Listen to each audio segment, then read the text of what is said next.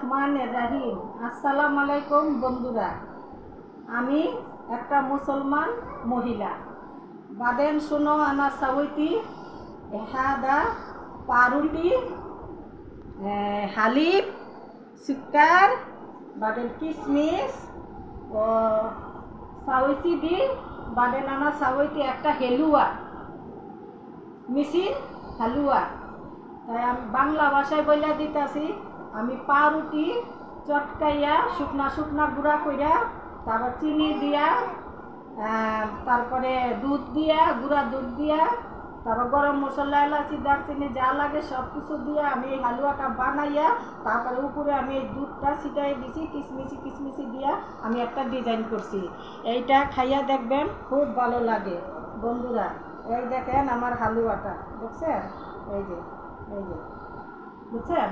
এইভাবে করে খাইয়া দেখবেন, খুব ভালো লাগে। আমারে লাইক করবেন, শেয়ার করবেন, কমেন্ট দিবেন, সাবস্ক্রাইব বেশি বেশি করে দিবেন। আমি সব সময় আপনাদের কাছে রান্নাবান্না নিয়ে আসব। এটা আমার ভালো লাগে আর আপনাদেরও ভালো লাগতে হবে। ঠিক আছে, রাখি।